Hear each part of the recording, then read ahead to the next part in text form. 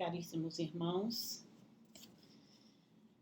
eu os convido para um momento de prece e de reflexão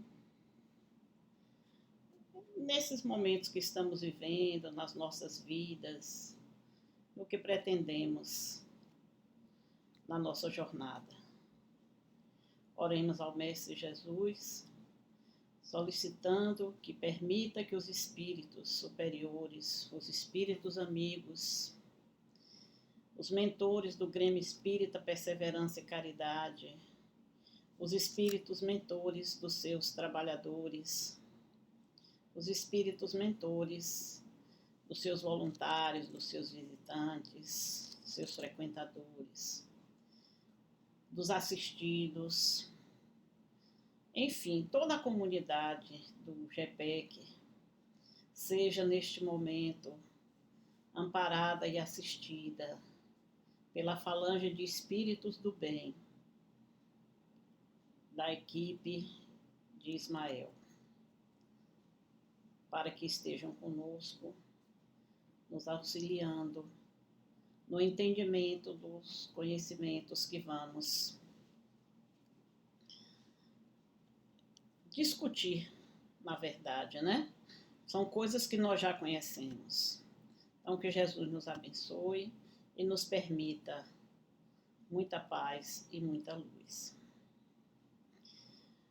Hoje, quando eu estava pensando na gravação dessa conversa, né, desse encontro, na verdade, nós estamos, como todos sabem, né, separados fisicamente por conta da pandemia que assola o mundo e estamos em distanciamento social em nossos lares, recolhidos e impedidos de estarmos em nossa casa, aonde há 105 anos os espíritos laboram e assistem e auxiliam tantos outros que lá correm em busca de auxílio espiritual, em busca de conhecimento do Evangelho de Jesus. Hoje eu estava lavando os pratos e pensando no que eu ia falar com vocês, conversar com vocês. E de repente me veio na ideia de que a tarefa que eu estava executando é uma tarefa de rotina. Lavar pratos, limpar a casa, é uma rotina a que todos estamos submetidos. Ninguém vive numa casa, ninguém vive num lar, em algum lugar, e que em determinado momento não precise se dirigir à pia da cozinha para higienizar os pratos que foram usados na alimentação, que precise ir ao fogão fazer a comida. Isso faz parte da rotina. E pela situação, continuei pensando e fui ver que pela situação que nós estamos enfrentando, vivenciando no mundo atualmente, de março para cá, nós já estamos no mês de junho, então, março, abril, maio, junho, já quase 4 meses. Eu estava vendo que, de uma certa forma, essa situação gera uma certa ansiedade nas pessoas. Então eu pensei, eu vou conversar sobre essa questão da rotina e da ansiedade. E não por acaso eu chego para procurar um livro e encontro este livro aqui, O Homem Integral, da mentora Joana de Ângeles, psicografia de Divaldo Franco. E no primeiro capítulo desse livro, tem lá algumas considerações sobre rotina e sobre ansiedade. E eu li o texto com muita alegria e tenho certeza que eu fui intuída pela espiritualidade enquanto lavava pratos, de que era um assunto bom para uma reflexão. Observem que, às vezes, nós reclamamos da rotina.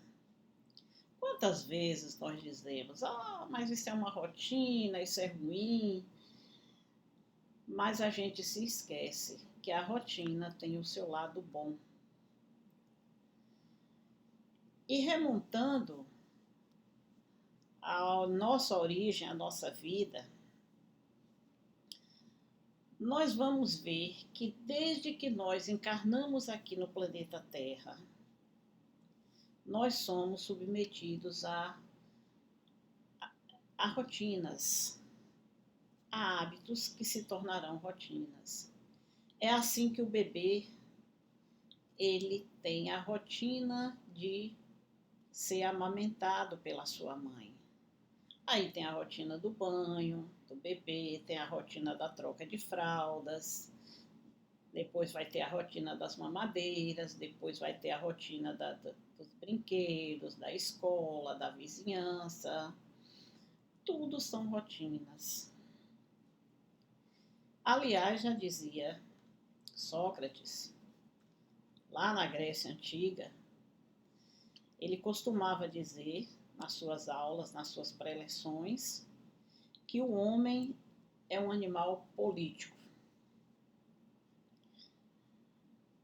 Ele dizia que o homem era um animal político porque só podia viver na polis. Polis significa cidade.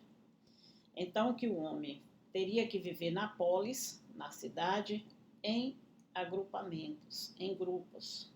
E é assim que o nosso primeiro grupo social é a nossa família, é o lugar, é constituído, é o lar onde nós nascemos, constituído de pai, mãe, irmãos, se nós não formos o primogênito. E depois disso nós vamos passando por outros grupos, outras comunidades, outros grupos sociais. Tanto que hoje os sociólogos, eles não repetem a palavra político, eles não dizem o homem é um animal político, porque político tomou um significado diverso. Né? Hoje, quando a gente diz fulano é político, significa que ele é talvez filiado a um partido político, que ele exerça cargos dentro da administração pública que são cargos políticos. Então, os sociólogos hoje usam muita expressão, o homem é um animal social. Social porque só pode viver na sociedade, só pode viver entre pessoas. A família, a escola, a profissão, o emprego, o trabalho, na velhice. Sempre, sempre nós vamos encontrar as pessoas em grupos. E vamos encontrar as pessoas principalmente nos grupos religiosos. Mesmo aqueles que não são essencialmente religiosos, mas que permitem que a pessoa exerça o seu sentimento de religiosidade. É assim com a doutrina espírita. Kardec disse que a doutrina espírita é uma ciência. Ele não disse que era uma religião. Quando Kardec codificou os ensinamentos que os espíritos trouxeram para eles, ele não considerou como uma religião, mas como uma filosofia, uma ciência de observação, uma filosofia de consequências morais. Essas consequências morais é que nos tornarão, que nos farão exercer o sentimento da religiosidade. Então, nós vamos nos ligar a um grupo que busca estudar a filosofia espírita, a filosofia dos espíritos, e que busca pautar o seu comportamento centrado na figura do ser mais perfeito que já esteve no planeta Terra entre nós, Jesus Cristo. Quem estuda os evangelhos, quem estuda a fundo os ensinamentos do Cristo, vai perceber que o Cristo, ele teve sempre um comportamento de amorosidade com as pessoas, de não julgamento, de ensinamento, e cujos ensinamentos levariam a uma transformação moral. Por isso que nós dizemos que o Cristo é o nosso modelo e guia.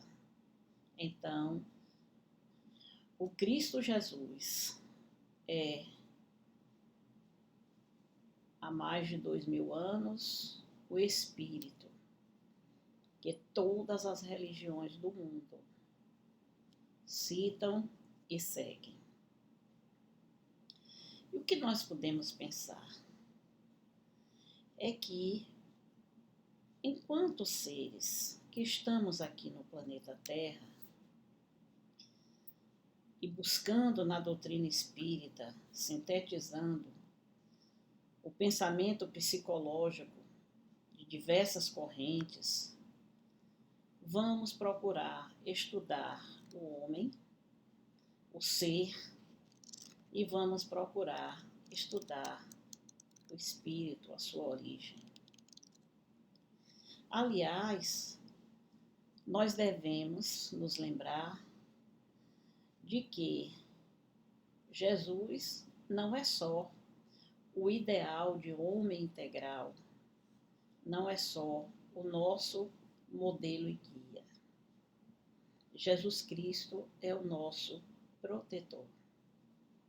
Jesus Cristo é o Espírito que assumiu para si a tarefa de cuidar do planeta Terra, de cuidar dos espíritos que aqui encarnam. Segundo o espírito, hoje já desencarnado, Edgar Moon, que foi fundador da Federação Espírita de São Paulo e um grande pesquisador da origem, da vinda dos espíritos para o planeta Terra, ele vai nos dizer que nós, espíritos, nós vivíamos num outro orbe, denominado Capela, ou Capra, que é uma estrela da constelação de Órion, e que num certo momento, numa certa época, Capra estaria passando por uma transição, por uma nova ordem. E alguns espíritos que viviam lá passaram por duas situações. Uns se rebelaram, não aceitaram essa nova ordem. E outros estavam num patamar de desenvolvimento que eles não teriam condição de acompanhar a nova situação que viveria o planeta. Então, esses espíritos não poderiam ficar ali porque eles atrapalhariam o progresso, a marcha de caminhada dos demais, que já estavam prontos para esta nova era. O que fazer com esses espíritos que não estavam em conformidade com a nova ordem? Jesus, na sua infinita misericórdia, na sua infinita bondade, convocou o espírito Ismael e assumiu perante Deus a responsabilidade por estes espíritos. Escolheu o planeta Terra e, segundo a diáspora, nós não fomos os primeiros a aqui estar. Quando nós chegamos, já tinham outros seres aqui vivendo, mas eram mais atrasados e precisavam de apoio para progredir. E aí Jesus nos possibilita nos transferir para o planeta Terra, a fim de podermos, com o conhecimento que já tínhamos, porque a estrela Capra já era uma estrela mais evoluída, com os conhecimentos que já tínhamos acumulado, nós pudéssemos trazer conhecimentos que impulsionassem o progresso do planeta e que nós aqui também evoluíssemos, crescêssemos, aprendêssemos, até estarmos em condições de voltar para a nossa casa, para o nosso planeta, ou para outros semelhantes ou mais adiantados, a depender das aquisições que nós fizéssemos, do acúmulo de conhecimento e principalmente do acúmulo de moralidade que nós tivéssemos realizado. E é assim que nós estamos no planeta Terra, nessa jornada incessante de encarna, desencarna, vai e vem. Vem uma época, comete alguns desacertos, mas consegue vencer desafios, consegue crescer, consegue evoluir. Então a gente retorna, mas aí na avaliação a gente percebe que tem que retornar para o planeta Terra para poder corrigir os enganos e vamos nessa jornada evolutiva. E nisso nós somos submetidos a rotinas. A nossa vida toda é submetida a rotinas. E a gente vê que há até, fazendo uma comparação, grosso modo, que há até rotinas na própria marcha do planeta Terra. Joana se refere, logo no início desse livro, na questão da rotina das greves, das guerras, desculpem. Ela começa a falar sobre a Guerra da Crimeia, que abalou toda a Europa, toda a Ásia, no século XIX. E ela vem trazer um conhecimento a respeito da Primeira Guerra Mundial, que eclodiu no início do século XX, em 1914, e que, ao terminar em 1918, é como se essa guerra, o armistício que foi feito, a forma como a paz foi estabelecida, já fosse assim uma preparação para um outro conflito que o mundo iria conhecer, de proporções muito maiores e muito mais perversas, que foi a Segunda Guerra Mundial, que eclodiu em 1939 e terminou em 1945, onde um ser comandou toda uma região, todo um país. Ele era radicado na Alemanha, mas ele conseguiu o apoio, a adesão de diversos países e ele dizimou milhares de judeus, milhares de ciganos, milhares de pessoas em nome da busca de uma raça pura. Achava ele que no planeta Terra, que na Alemanha, na raça dele, né, no país dele, não poderiam ter pessoas com, por exemplo, defeitos físicos, com inteligência que não fosse a maior, né, a melhor, que chegasse à genialidade. E com isso foram praticados assim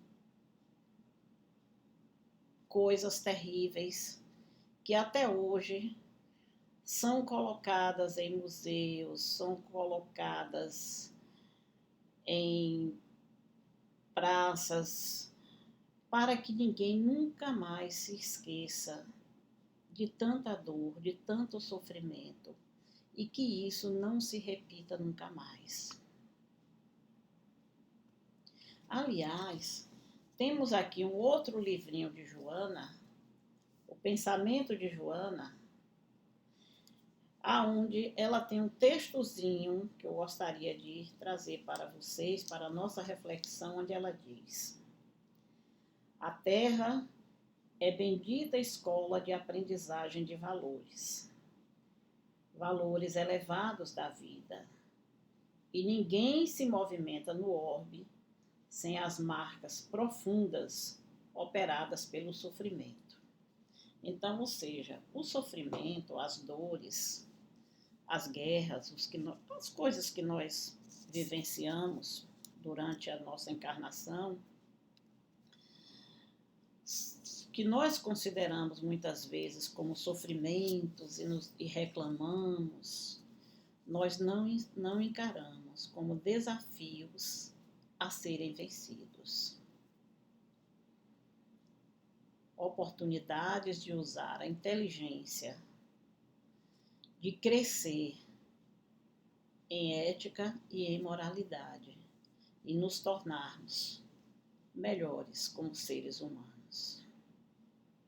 O que nós vemos, por exemplo, na atualidade, nestes dias, né, há 9, 10 dias, nós estamos vendo através dos jornais, da televisão, estamos em casa mesmo, né, não temos nada o que fazer mesmo, além de ler, assistir televisão, olha a rotina, além de ler, de assistir televisão, de fazer as tarefas domésticas, nós estamos vendo nos jornais um protesto gigantesco, que está acontecendo nos Estados Unidos, já começa a criar corpo na Europa, e hoje eu já recebi uma solicitação para fazer também um protesto virtual. Por que isto? Porque há poucos dias, na verdade eu tenho que começar diferente, eu tenho que dizer, o Brasil, o mundo todo neste momento, nestes 4 meses em que estamos em distanciamento social, é porque há um vírus que é muito perigoso e que infecta com muita rapidez e que nós estamos, por sugestão da Organização Mundial de Saúde, das autoridades sanitárias em nossos lares, guardando esse distanciamento social. Bom, nessa coisa de guardar distanciamento social, observe que esse coronavírus é como se fosse uma enfermidade, né? Uma doença totalmente perturbadora e que causa grande fator de ansiedade, de crises ansiolíticas nas pessoas. Nunca as pessoas tomaram tanto remédio tarja preta. Eu tenho um conhecido um amigo, que ele é médico psiquiatra, e a secretária dele disse para mim que tem fila enorme de pessoas para se receitarem, para poder suportar a ansiedade que está sendo gerada por conta disso. E isso no mundo todo, não é só aqui no Brasil. Então, o que acontece? Lá nos Estados Unidos, um sujeito chamado George Floyd, segundo o que está nos jornais, ele saiu para ir à rua, para ir à farmácia comprar medicamentos.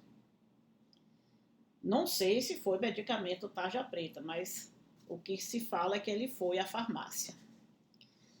Por conta da ordem das autoridades, da sugestão de se ficar em casa, de não estar na rua, e como ele estava também sem máscara, sem a proteção recomendada, ele foi abordado por policiais na rua. E a polícia agiu com violência, com truculência. Ele foi jogado ao chão, o policial pressionou o seu pescoço com o joelho por longos 9 minutos. E ele disse, nesse espaço de tempo, 6 vezes ele disse: Senhor, por favor, eu não consigo respirar. Mas o policial não teve a mínima consciência, não tirou o joelho do pescoço do George Floyd e ele veio a óbito. E isso gerou uma situação de revolta nos Estados Unidos e no mundo, porque se entendeu que o policial foi bastante violento pelo fato de ser um senhor que tinha muita melanina na pele, ou seja, um negro. E nós sabemos que principalmente os estados, os países capitalistas, mais materialistas e mais capitalistas, eles têm essa tendência de considerar os negros como inferiores, mesmo porque esses negros eles foram até bem pouco tempo escravizados. Eles foram arrancados da África, dos seus países, para vir trabalhar em países tanto da Europa como da América, inclusive no Brasil, como mão de obra sem remuneração, vivendo sob condições subhumanas. E a tal ponto, pasmem, que eles já foram considerados seres que nem alma tivessem. Como se alma, como se espírito fosse uma prerrogativa de quem fosse branco. Olha que absurdo. Então, muito justo o protesto que está nos Estados Unidos, cujo presidente, um homem branco, está ameaçando usar força policial, está insatisfeito com os prefeitos e os governadores das províncias aonde estão acontecendo os protestos, porque não estão agindo com violência policial. Então, ao lado de uma situação em que vivemos, que seja uma situação de rotina, porque cuidar da saúde é rotina, nenhum ser que está aqui no planeta Terra, ele está desobrigado a cuidar do corpo que lhe é a veste que serve para ele se expressar enquanto espírito. Ele tem essa obrigação de cuidar deste corpo E isso tem que ser rotina. Ele tem que alimentar o corpo, ele tem que cuidar do corpo, ele tem que higienizar o corpo, ele tem que medicar o corpo quando o corpo está doente. Então, minha gente, a gente vê que nós vivemos dias atribulados. Nós estamos submetidos a uma situação aonde em vários países as pessoas estão sendo contaminadas pelo vírus, pelo coronavírus, e o sistema de saúde entra em colapso, está em colapso. Alguns países estão conseguindo vencer essa demanda, outros não, né? E muitos espíritos estão sendo transferidos para o mundo espiritual. E isso gera ansiedade nas pessoas. Essa ansiedade, essa situação que comento agora com vocês, certamente vai nos levar a mudanças de hábitos muito sérias. Quando esta pandemia acabar, nós vamos olhar o mundo com outros olhos. Nós vamos ter um novo mundo, uma nova oportunidade, porque nós vamos ter que entender que nós somos seres que estamos aqui para evoluir, mas que nós temos que nos submeter às leis dos homens, as leis que são colocadas para que nós possamos viver bem na sociedade, na comunidade, como nós vamos ter que estabelecer novos padrões de rotina que não nos gerem ansiedade. Nesse sentido, nós vamos ter que ter suportes morais e espirituais para contribuir com essa mudança. Nós vamos ter que abrir espaços mentais e emocionais para que nós possamos sair da nossa casca de individualidade e abrirmos o nosso coração para a solidariedade. Aliás, essa solidariedade, que de uma certa forma era um pouco tímida, nessa situação de pandemia, ela se revelou. E nós vimos pessoas e mais pessoas mobilizadas em ajudar os vulneráveis, ajudar as crianças, ajudar os idosos, cuidar uns dos outros, né? O apelo que se faz muito para que a pessoa se cuide, porque a pessoa se cuidando, ela estará cuidando do outro. Então, se nós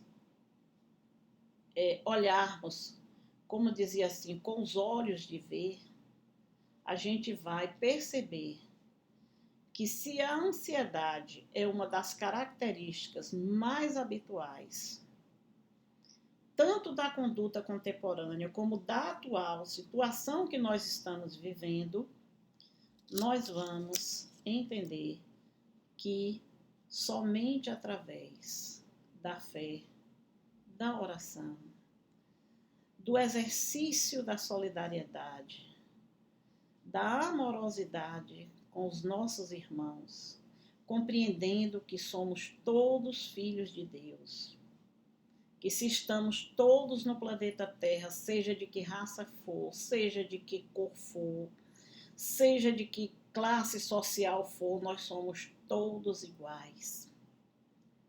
Não há diferença. A dor nos iguala. Agora, nesta pandemia, é que nós estamos vendo que nós somos exatamente iguais. O tratamento é igual, a medicação é igual e as possibilidades de contrair ou não o vírus, e uma vez contraído, de tratamento é completamente igual. Então, nós não somos melhores do que ninguém. Nós temos que aprender que não precisamos dessa correria alucinada para lugar nenhum, que nós não precisamos viver fazendo vista grossa para o sofrimento alheio, que nós não enxerguemos os nossos irmãos que sofrem, que passam fome, que passam necessidade, que tem frio, que tem sede.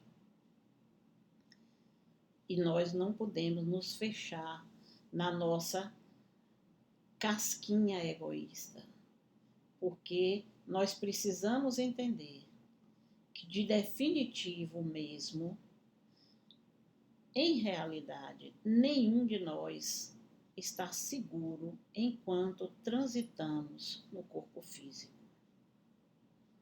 O nosso fim, o nosso objetivo é algum dia, mais cedo ou mais tarde, desencarnarmos, irmos para a pátria espiritual e lá passar por um confronto com a própria consciência, uma avaliação do que foi os nossos atos aqui.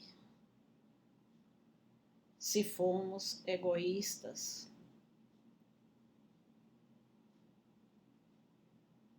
devemos pensar que a raiz de tudo está no egoísmo, no individualismo, no materialismo.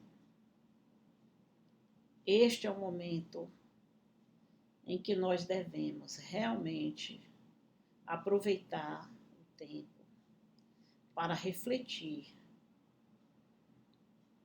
na situação atual que está no mundo, que lições nós podemos extrair desses acontecimentos. Ao mesmo tempo em que um homem negro é asfixiado pelo joelho de um policial, nós vemos no sábado passado, nós acompanhamos pela televisão ao vivo um milionário que financiou uma nave com o objetivo de ir ao espaço para estabelecer os primórdios do turismo espacial. Então, ou seja, hoje já é bobagem tomar de um transatlântico e cruzar os mares, pegar um supersônico, um avião supersônico e cruzar os continentes. Agora, o capitalismo levou algumas pessoas a ter tanto dinheiro que esse dinheiro está sendo investido na possibilidade de algum tempo as pessoas estarem indo para Cabo Canaveral, na Flórida, lá na NASA, para tomar de um foguete chamado Cryodrive para ir fazer turismo no espaço. Vejam a que situação esdrúxula nós estamos vivenciando. De um lado, uma pandemia, onde as pessoas estão sofrendo muito,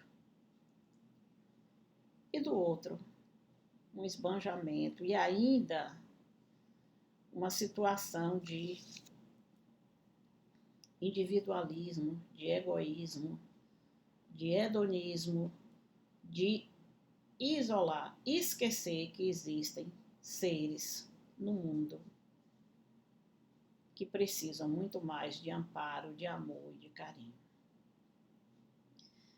Parece que são coisas assim muito longe, muito distantes. Não são. Se nós formos pegar o Evangelho e nós formos analisar como Jesus agia com todos os seres. Como Jesus era misericordioso com os pobres, com os aflitos, com aqueles que o procuravam, para que fossem aliviadas as suas dores, os seus sofrimentos. E como Jesus era justo e duro com os poderosos. Nós vamos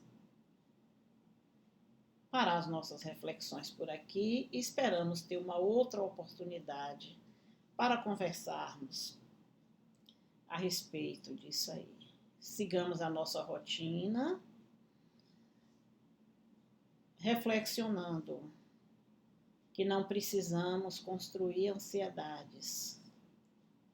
E tudo isso que está acontecendo no planeta não escapa aos cuidados e à justiça divina, que Jesus está cuidando de nós, com a sua pleiade de espíritos bondosos. Que Jesus nos abençoe e nos permita construir dentro de nós a paz, a luz, a amorosidade e a solidariedade. Muita paz.